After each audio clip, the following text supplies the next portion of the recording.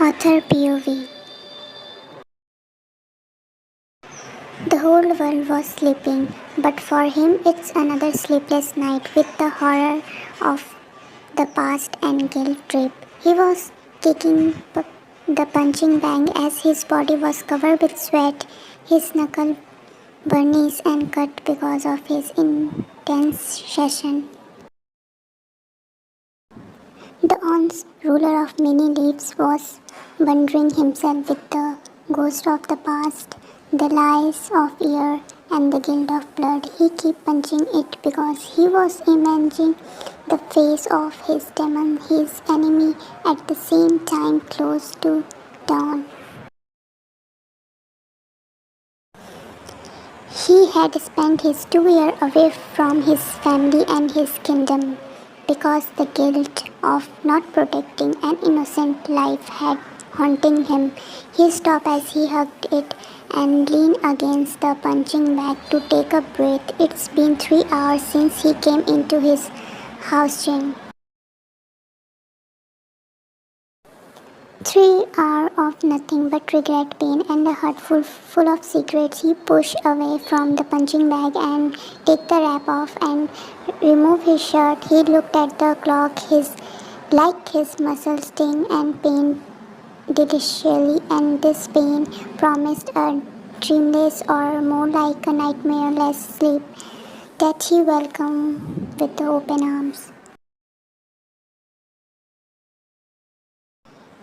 He took the towel from the sofa placed near the door and went out of the room to drink some water and then sleep.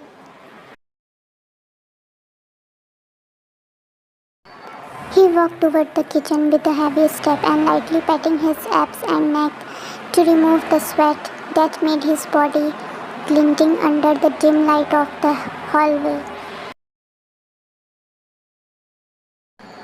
He was an emptying of handsomeness and mainly charms. His long hair that was also wet due to sweat, his chest on view, and his abs showing his intense routine in that gym.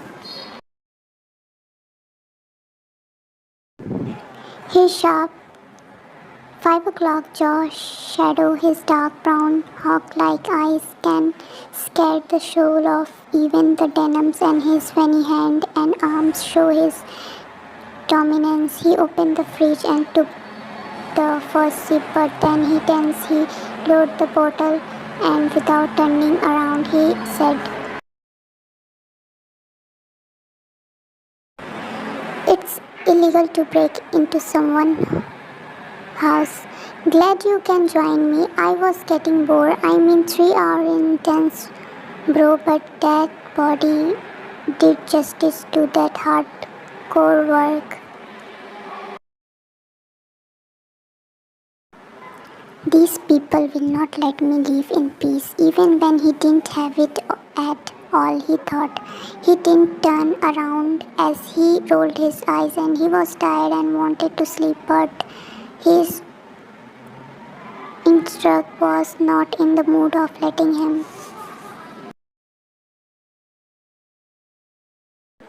"What do you want? I am kind of busy and tired, so if you can excuse me, we will talk after I get up." "Stop right there. Don't you dare to move. I didn't come here after 13 hours of the painful drive just so you ditch me again. Why are you not picking my phone?" He finally turned around and looked at him with a blank face while his friend sat there unaffected. There is another person he would have run away from the intimidating character of, but this is his best friend, Park Jimin.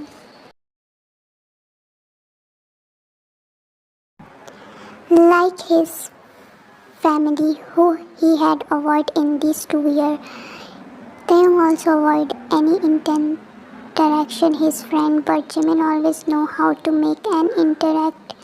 "I was busy and I didn't tell you to come here. I mean, this is the 65th time you broke into my apartment. My answer is the same, so you can go back." It's 89, but it's useless and like hell I am going back without you this time. It's 2 years, forget it and move on. We need you, your family needs you, and your people need you. Their leader, their warrior. He froze at Jimin's word, but he didn't show any effect of the pain those words caused in his heart.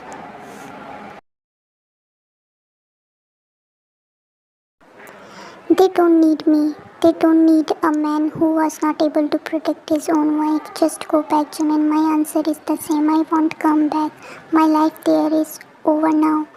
He moved toward the large window in the living room of his penthouse apartment.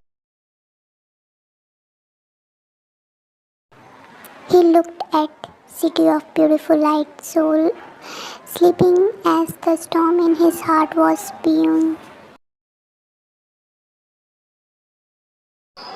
Jimin was and stopped beside him as he looked down at the sleeping city and the orange hues illuminating the sun, indicating a new morning.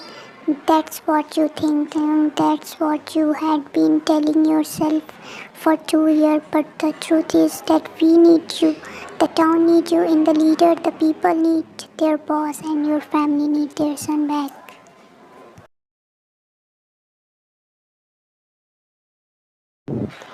He closed his eyes. He clumped his pain. He was keeping everyone away, thinking that they are better off without him, and he was adamant that they are needed better off without him. I left that town after her death because each day I spent there made me realize how weak and pathetic a leader I was. I can't go there now. But we need you. You don't need to me, Jimin. You and everyone else are doing great without me for a year.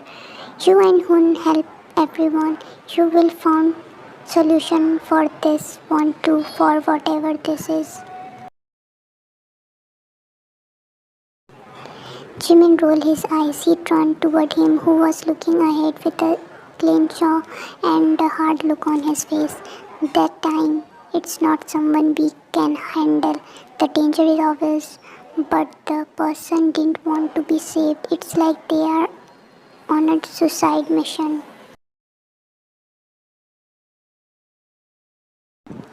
And you think I can save them? No. If you and Hoon can't handle it, then I can't too. I mean, the people might hate me, so don't waste your breath here, Jimin, and go back to your people. Our people. I left them, okay? I left them vulnerable and the leaderness year ago, so they are just your people now. Jimin left like punching him, but he knew that Taehyung, who was the most skilled fighter and the warrior, he can take him down in a mere second, even when he was the best one. Also, he loved his face because that's how he charmed girls, so he can't risk it. That's why Jimin gave the final blow to the hot hammer.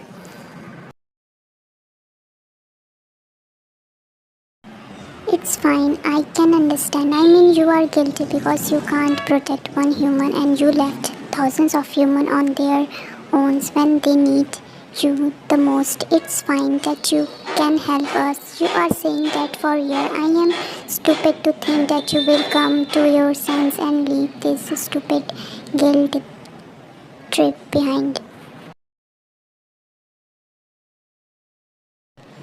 Taehyung felt like punching him and yelling at his friend who was also his second in command, but he just controlled himself as he nodded his head moving away from Jimin.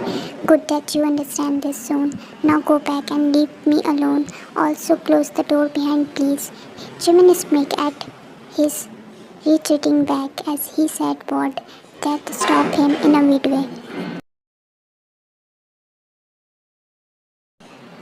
Perfect, now I can do everything in my power to make sure that Wyan survive this, whatever this is. Okay, I won't disturb you anymore.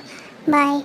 Taehyung felt like all blood drained from his veins as he heard her name, the girl who was his die wife's sister, the girl who was his closest, his little angel.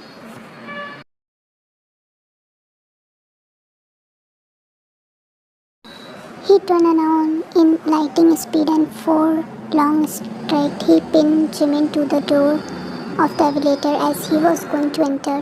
What happened to her? Why did you say her name? Why do you care? I mean, we are not your people anymore, right? So don't stress yourself.